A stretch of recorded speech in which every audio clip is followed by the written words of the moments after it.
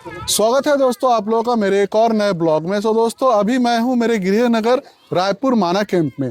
और रायपुर माना कैंप बहुत सारे लोगों को पता नहीं होगा। माना कैंप जो है रिफ्यूजियों के लिए, शरणार्थियों के लिए बहुत ही ज़्यादा विख्यात है। और इसका भी एक बहुत ही बड़ा इतिहास है पूरा माना कैंप। पर मैं पूरे माना कैंप की बात नहीं करूँगा। मैं जो हूँ, मेरा जो निवास स्थान है जिसको कि 3 नंबर पीएल होम के नाम से जाना जाता है, जिसको कि पीएल होम का जो होता है परमानेंट लाइबिलिटी, जिसका हिंदी शाब्दिक अर्थ होता है स्थायी दायित्व। तो हमें जो है किस तरीके से हमारे पूर्वजों को जो है पूर्व पाकिस्तान से इस जगह पे लाए थे, इंडिया में कैसे लाए थे, और फिर हमें यहाँ किस तरीके से बसाया गया था, उन सारी चीज़ों के बारे में आज हमारे यहाँ जो 3 नंबर पीएल होम में जो मेरे से बड़े बुजुर्ग हैं या फिर और जो मेरे साथ जो मेरे क्लासमेट थे जिन्होंने की बहुत सारी जानकारी, उनको इतिहास के बारे में कुछ पता है, तो उनसे आज बातचीत करेंगे। और दोस्तों एक चीज़ आप लोग और दिखाना चाहता हूँ। ये जो जगह है, ये देख रहे हो आप लोग, यह जगह जो है बचपन से में यहीं पे हम सब दोस्त या हमसे भी जो बड़े लोग थे, जिनको कि मैं मामा या मौसा जो भी हम बोलते थे, वो भी इसी ग्राउंड में खेल के बचपन से लेकर जवानी तक इसी ग्राउंड में खेल के बड़े हुए हैं। और देखिए ये इस तरीके का हमारे कॉलोनी में बैरिक बना हुआ है, जो कि 1970 में इस बैरिक को जो निर्माण कराया गया था केंद्र सरकार के द्वारा। तब हम लोग जो है केंद्र सरकार के अधीनस्थ में थे। मेन मकसद है कि इसी चीज को दिखाना कि हमारे जो बंगाली समुदाय का इतिहास माना कैंप का और 3 नंबर पीएल होम का इतिहास क्या है, वही चीज मैं आप लोगों को जो है मेरे ब्लॉग के माध्यम से दिखाना चाहता हूँ। तो दोस्तों अभी जो है मेरे ही ये पीएल होम जो जगह है, जिसको कि शॉर्ट फॉर्म में 3 नंबर पीएल होम है, इस जगह का नाम, इस कॉलोनी का नाम। कुछ लोग हैं मेरे साथ में, ये जैसे मैं बासु मामा, इनको हम बचपन से इनका नाम है वासुदेव। तो बचपन से क्या एक आदत सा पड़ गया बासु मामा बोलने का, तो ये बासु मामा है मेरे साथ में। ये शंकर मेरा छोटा भाई, जूनियर है मेरे से, स्कूल में भी जूनियर ही था, और साथ में हम सब पल के बड़े हुए, खेले कूदे एक साथ में। और ये हमारे ये गणेश मामा है साथ में, ये देखिए ये गणेश मामा मेरे से सीनियर है। और ये सूरतम मजूमदार, जिनको कि हम पंडित जी के नाम से जानते हैं। हालांकि देखा जाए तो सूरतम उम्र में मेरे से छोटा है, स्कूल में मेरे से जूनियर था, लेकिन एक बहुत ही ज्ञानी व्यक्ति है। ये कोई मजाक की बात नहीं कर रहा हूँ। तो थोड़ा इन लोगों से बातचीत करेंगे और 3 नंबर होम पीएल होम के बारे में थोड़ा बहुत जानने की कोशिश करेंगे कि ये जो कॉलोनी है लगभग 30 एकड़ में फैला हुआ है। और यहाँ पे जो बैरिक बना थोड़ी देर पहले मैं जो आप लोगों को दिखाया, वैसे कब बनाया गया था और इसका इतिहास क्या है। तो सूरतम भाई थोड़ा सा ये बता दीजिए कि ये जो 3 नंबर पीएल होम है, इसका इतिहास क्या है, और यहाँ पे जो हमारे बंगाली समुदाय के लोग आए हैं, इनको कब लाया गया था और किस योजना के तहत यहाँ पे हम लोग को लाया गया था और किस कारण से लाया गया था। देखिए, सर्वप्रथम मैं आपके चैनल के माध्यम से आपके जितना भी सब्सक्राइबर है उनको मैं नमस्कार करना चाहूँगा। और आप जो सवाल किए कि कब यहाँ पे शरणार्थी को लाया गया था, हालांकि मेरा भी जन्म स्थान यहीं पे है। जब माता पिता एवं दादाजी यानी कि सबके, आपके, हमारे सबके आए थे, तब हमारा जन्म भी नहीं हुआ, किंतु उनके माध्यम से हमें जो पता चला, हमें जो जानकारी मिली, तो सन 64 से लेके 70 के बीच पूर्वी पाकिस्तान, जो वर्तमान में बांग्लादेश है, वहाँ से सबको लाया गया था। वो भी तत्कालीन जो गवर्नमेंट थे उस समय के, सन 64 में जो भी भारत सरकार थे, उनके माध्यम से ही सभी को लाया गया था। कारण ये था कि वहाँ पे सन जनवरी 64 से हज़रत पैगंबर जी के जो दरगाह थे, वहाँ से उनका बाल चोरी हुआ था। ये बाल चोरी जो हुआ था, ये क्या पूर्वी पाकिस्तान में हुआ था कि हमारे हिंदुस्तान में कहीं से हुआ था? ये तो इसके विषय में जानकारी उतना नहीं है, लेकिन इतना गूगल से पता चला। थोड़ा सा 70 के बाद बना। थोड़ा सा मैं आप लोगों को बताना चाहूंगा, जो पंडित जी बोल रहे थे उसमें मेरे को भी थोड़ा सा अकॉर्डिंग टू गूगल मुझे ये बात पता चला है कि जनवरी महीने की सन 1964 जिस दरगाह का आपने नाम लिया, मोहम्मद पैगंबर का एक बाल चोरी हुआ था, वो कश्मीर में है वो जो दरगाह है। जी जी। तो उसी बात को लेके हिंदू और मुसलमान में बहुत सारे दंगा फसाद हुआ, जिसके कारण लाखों की संख्या में और डायरेक्ट एक्शन डे से भी खतरनाक था वो रात। वो महीना बोले तो हिंदुओं को, विशेष करके बंगाली हिंदुओं को मुसलमान ने जिस तरह से काटे, जिस तरह से उनके ऊपर अत्याचार किए, उसके अत्याचार सहन ना करते हुए जब वहाँ के लोग गुहार लगाए भारत सरकार से, तो तत्कालीन भारत सरकार बोला कि आप लोग चले आइए, पूरा भारत में आपका स्वागत है, आपको जितना ज़मीन, जितना खेती बाड़ी पूर्वी पाकिस्तान में है उसी तरह आपको बसाया जाएगा। तो उस हिसाब से जब लगभग मेरे जानकारी के हिसाब से जो माता पिता एवं अड़ोस पड़ोस के जो बड़े चाचा दादाजी थे जो बोले हैं, लगभग 80 से 85 हज़ार परिवार शरणार्थी आए थे भारतवर्ष में, जो कि पूरा विभिन्न भारतवर्ष के विभिन्न जिले में, विभिन्न स्टेट में रखा गया है। कहीं पे आप देखेंगे कानपुर में रखा गया, छत्तीसगढ़ में रखा गया, एमपी में रखा गया, उड़ीसा में रखा गया। लगभग 85 हज़ार परिवार को ऐसे ही भारत सरकार द्वारा सभी जगह बसाया गया और पूर्ण बसाहट के साथ हर एक परिवार को 5-5 एकड़ ज़मीन दिया गया, उनको घर गृहस्थी के लिए मकान बना के दिया गया, उनको खेती करने के लिए वेल दिया गया। तत्कालीन भारत सरकार जो थे उन्हें पता था कि बंगाली लोग शिल्पकार होते, तो इनमें कला है, तो हमें बुलाया गया, हमें रखा गया, हमें सुदूर जंगलों में बसाया गया। आज जो छत्तीसगढ़ के कांकेर जिले के अंतर्गत जो आते हैं पारुलकोट, इतना घना जंगल हुआ करता था, अब सोच नहीं पाएंगे। इतिहास साक्षी है कि राम जी वनवास काटे थे, उस अंचल में वनवास काटे थे, जहाँ पे उस अंचल में बसाया गया। इतना घना जंगल था, कह पाना मुश्किल था। आज भी हम 21वीं सदी में जी रहे, किंतु ऐसे हालात है वहाँ पे जाके आप परिकल्पना नहीं कर सकते। लेकिन आज से 70 साल पहले क्या हालात थे आप सोच पाएंगे? तो एक सवाल और है कि हमारे पूर्वज जो आए थे, जिनको लाया गया था, लाते समय क्या कोई ऐसा ऑफिशियली उसके तहत लाया गया था कि ऐसी पकड़ के ही हमको ले गया था? नहीं, आप अच्छा हुआ आप सवाल कर लिए। हाँ। मैं आपको क्लियर बताना चाहता हूँ, भारत सरकार हमें पूरा माइग्रेशन के साथ लाया गया था। आज भी जितने भी 85 हज़ार परिवार, सबके पास बॉर्डर स्लिप होगा और सब लीगल तरीके से आया है। जी देखिए, मैं आपको बताना चाहता हूँ, एक डिक्लेरेशन फॉर्म बोलते हैं, ठीक है। सन 64 से लेकर 70 के बीच में जो रिफ्यूजी आए थे वो आपका लीगल तरीके से आए थे और उनके पास माइग्रेशन है, बॉर्डर स्लिप है, सारी चीज़ है।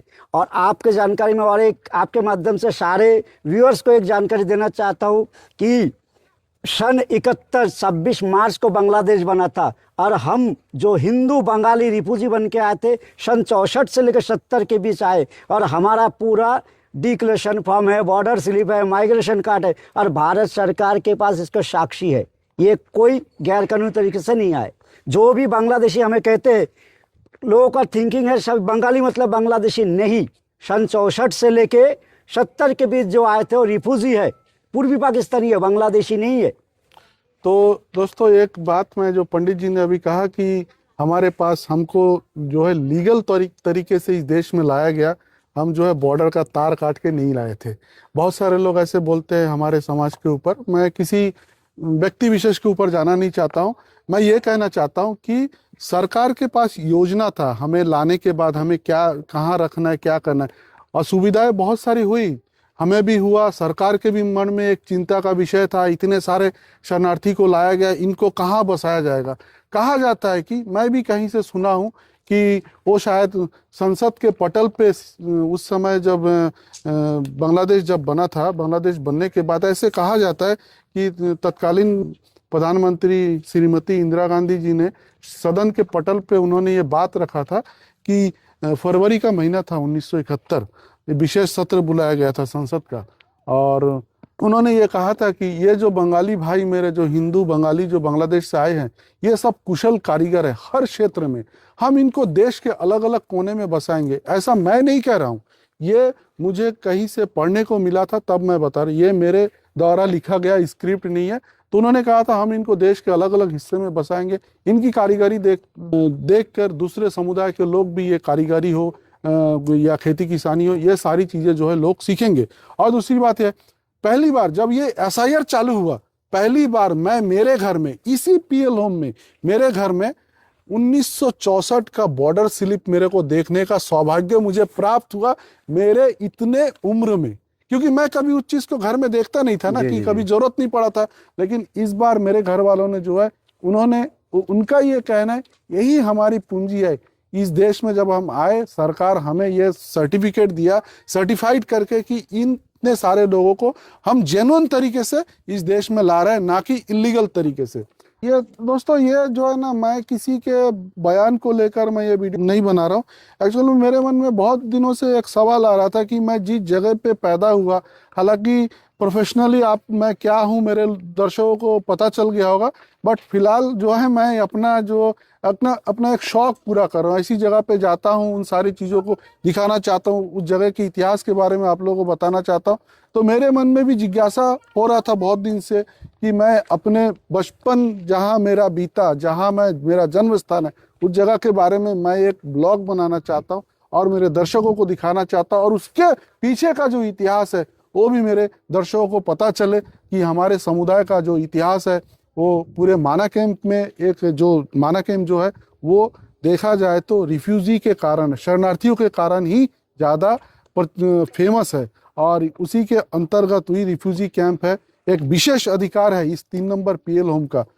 पंडित जी, एक चीज़ और बताइए, जो हमारे ये पीएल होम का खासियत क्या है? और पहले जो यहाँ पे आप बता रहे थे अभी, हम जो यहाँ के लोगों को 5 एकड़ जमीन और बैल वैल दिया जाता, इसमें 2 स्कीम होता था ना? एक जी जी बिल्कुल, आपका कहना बिल्कुल सही है। मैं आपको बताना चाहता हूँ, ये रहता था एग्रीकल्चर, जो खेती किसानी, एसटी और एग्री। एसटी मतलब स्मॉल ट्रेड, स्मॉल ट्रेड, जो लघु उद्योग, जो इंसान खेती किसानी करना ना जानता हो, जिनको व्यापार में ज्यादा जिज्ञासा हो, व्यापार करना चाहते हो, तो दो कैटेगरी में रखा गया था, एसटी एवं एग्री। तो जो एग्री है उनको 5 एकड़ जमीन, 2 बैल, रहने के लिए मकान बना के देना, फिर उनको 6 महीने तक खाने का जो भी चाहिए सामग्री, सारी चीज देते थे गवर्नमेंट। और इसी के दूसरे भाग जो एसटी बोला आपका लघुउद्योग, उसके लिए गवर्नमेंट उनको मकान बना के देता था, गुमटी दुकान की भी बना के देता था, प्लस दुकान में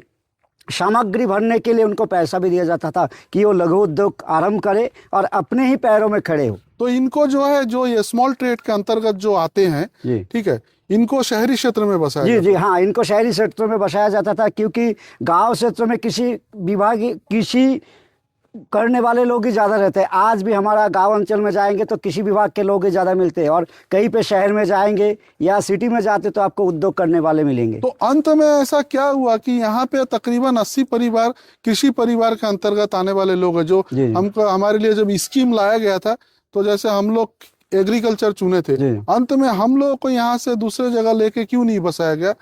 देखिए, ये केंद्र जब गवर्नमेंट का जो नियम था ना, केंद्र सरकार ही हमें बसाहट देते थे, लेकिन जब मध्य प्रदेश, हमारा जन्म भी मध्य प्रदेश में हुआ था, लेकिन कारणवश जब 2001 में जब छत्तीसगढ़ हुआ, तब छत्तीसगढ़ शासन के पास जब हम आवेदन दिए या अकॉर्डिंग उनके पास गया कि ये कुछ रिफ्यूजी है, इनको बसाहट देना है, तो छत्तीसगढ़ शासन बोले कि उनके पास जमीन नहीं है, इतने बड़े मात्रा में कहीं पे जमीन नहीं है, कि हम लोग 100 परिवार थे, आपका कहना बिल्कुल सही है, उसमें 20 परिवार थे आपका एसटी, हाँ, और 88 परिवार आपका एग्री थे। तो काफ़ी दिनों के बाद लास्ट हमारा जो डिस्पर्सल हुआ था 88 के बाद, और हमें पुनर्वास नहीं दिया गया, क्योंकि सरकार का कहना था कि ज़मीन नहीं है कहीं पे, आप लोगों को प्रति परिवार को 5 एकड़ ज़मीन देना सरकार के बस में नहीं था। तो हम लोग सभी जो भी है यहाँ पे रहने वाले सभी 88 परिवार मिलके आपस में समझौता करके बोला, चलो ठीक है, हम लोग सिटी के अंदर है, रायपुर राजधानी बन चुका है, तो अगर हम लोग यहाँ पे लघु उद्योग में भी सेटलमेंट होते तो हमारे लिए कोई दिक्कत नहीं है। इसीलिए हम लोग आपस में बैठ के सारे जितने भी भाई बंधु अपने यहाँ पे रहते हैं, सभी मिलके बोले चलो एसटी बन जाते हैं। तो दोस्तों, ये चीज़ और आप लोगों को बहुत सारे दर्शक में, ये जो जगह है, यहाँ से फिर हम लोगों को दूसरे जगह ले जाया जाता था, जिसको कि डिस्पर्सल बोलते हैं। ये हमारा एक अस्थाई स्थान था उस समय, ये जो शिविर है अस्थाई था। यहाँ से हम लोगों को देश के अलग अलग राज्यों में हमें बसाहट कराया जाता था, जब सेंट्रल गवर्नमेंट के अधीनस्थ थे हम। जी जी बिल्कुल। लेकिन जब हमें राज्य सरकार के अधीनस्थ कर दिया गया, तब छत्तीसगढ़ मध्य प्रदेश का पार्ट हुआ करता था, तो मध्य प्रदेश के भी अलग अलग जिलों में हम लोगों को जो है बसाहट दिया जाता था। बट जब मध्य प्रदेश से छत्तीसगढ़ अलग हुआ तो उसके बाद छत्तीसगढ़ शासन के पास 88 कृषि परिवार को देने के लिए शासन के पास उतना जमीन नहीं था, क्योंकि तो उसके बाद जो है गवर्नमेंट जो है हमारे उन परिवारों के साथ बैठ के चर्चा किया और हमें जो है स्थायी तौर पे ये जो 3 नंबर पीएलओ में है, ये जो बैरिक आप लोगों को दिखाया था मैं, उसी बैरिक में हम लोगों को बसाया गया। और तो जो एक बैरिक में कितने क्वार्टर है? एक बैरक में 5 रूम है। 5 रूम। हाँ, तो इसी 5 रूम को डिवाइड करके 2.5 रूम करके 2 परिवार को 2 बसाहट दिया परिवार गया। को दिया गया। और इनके लघु उद्योग के लिए एक गुमटी बना के दिया गया और लघु उद्योग के लिए 25,000 रुपए का राशि भी अनुदान के रूप में दिया गया। वो राशि नगद दिया गया कि चेक में दिया? चेक में दिया गया। चेक में दिया गया था। तो बाद में इनका जो है हम लोग भी, जैसे मैं भी उसी एग्रीकल्चर स्कीम के तहत ही मैं चुना था एग्रीकल्चर स्कीम को, लेकिन सरकार के पास जमीन ना होने के कारण जो है हमें लघु उद्योगी चुनना पड़ा। और कुछ चीज़ें आप लोगों को ये देखिए, हमारे मामा थोड़ा सा आप बताइए हमारे पीएलएम के बारे में और बचपन की जो बहुत सारी यादें जो है मामा, जब हम इतने से थे, ये मामा के साथ जो है वो बहुला पकड़ने जाना, मछली पकड़ने जाना, ये सारी यार ये जो माना में आने का ना मैं बहाना ढूंढते रहता हूँ। थोड़ा सा भी अगर काम निकल के आता है ना, तो इस बार तो मैं बाइक से आया हूँ, बहुत सारे मेरे दोस्त लोग मिले, अरे 300 किलोमीटर दूर बाइक से, अरे घर है यार, आने के लिए 300 किलोमीटर 1000 किलोमीटर दूर भी होता तो बहाना ढूंढ के मेरे को आना ही पड़ा। मैं दुनिया के किसी भी कोने में रहूं, ये मिट्टी और ये जगह मेरे आत्मा से कभी भुलाया नहीं जा सकता। मैं लिटरली मैं आप लोगों को बता रहा हूँ, ये जो गणेश मामा है, ये जो एक चीज मैं आप लोगों को और दिखाता हूँ दोस्तों, ये जो चबूतरा टाइप का बना हुआ है ना, इसको हम लोग टेक बोलते हैं, ठीक है। ये जो देख रहे हो आप लोग, इसको हम लोग टेक बोलते थे। ऐसा नहीं है, यहाँ के लड़के लोग, यहाँ के लड़कियां पढ़ने में भी बहुत ज़्यादा मैंने बहुत अच्छे विद्यार्थी हुआ करते थे मेरे ज़माने में। हालांकि मैं एक एवरेज स्टूडेंट था, लेकिन हमारे साथ में जो ये गणेश मामा है, ये बाशु मामा है, इन लोग सब पढ़ने में भी बहुत तेज थे। ये बाशु मामा ITI कर चुके हैं उस जमाने में फीटर ट्रेड से। ये जो गणेश मामा है, इनका ट्रेड शायद वेल्डर से ITI कर चुके हैं, और सब अपने अपने कार्य क्षेत्र में एक्सपर्ट है, ऐसा नहीं है। लेकिन उसके बाद देखिए, ये जो बैरिक है, इनको रिपेयर करके दिया गया हम लोगों को। और एक बैरिक में जो है 5 क्वार्टर है, 5 क्वार्टर में 2.5 करके 2 परिवार को जो है डिवाइड किया गया। तो ये था कुछ माना कैंप के बारे में, हमारे बंगाली समुदाय को लेकर कुछ तथ्य जो मैं आप लोगों को मेरे वीडियो के माध्यम से बताना चाहता था। और ये ग्राउंड हमारा गिल्ली डंडा, कबड्डी, हर चीज़ के लिए ग्राउंड, क्रिकेट हो जो भी हो, इसी ग्राउंड में हम खेल के बड़े हुए हैं। जितने लोगों को आपने मेरे वीडियो में देखे, सबका बचपन इसी ग्राउंड से, इसी मैदान से, बचपन से लेकर जवानी तक इसी ग्राउंड में खेल कूद के सब बड़े हुए हैं। और इनके साथ जो भी मेरा आत्मीयता का जो संबंध है, वो दुनिया के किसी भी कोने में रहूं वो नहीं हो सकता। ये हमारे बाबूलाल मामा का जो लड़का है विप्लव, ये भी देखिए जो है, लोग देखते देखते जो है ना उम्र का पता, जवान हो जाता है, पता भी नहीं चलता है। यही सारी चीज़ें जो है मैं आप लोगों को मेरे वीडियो के माध्यम से बताना चाहता था। और मेरा बताने का भी कोई मूल उद्देश्य ऐसा नहीं था कि मैं किसी अपने समाज के बारे में एक कंट्रोवर्सी पैदा करना चाहता हूँ। भाई हर किसी का, हर समाज का, हर समुदाय का एक इतिहास होता है। तो मेरे मन में भी जिज्ञासा पैदा हुआ कि मैं अपने समुदाय के इतिहास लोगों को बताऊं, लोग देखें, लोग जाने सुने। तो मुझे भी ऐसा लगा, तो मैं मेरे समुदाय के बारे में आप लोगों को बताना चाहता था, आप लोगों को दिखाना चाहता था।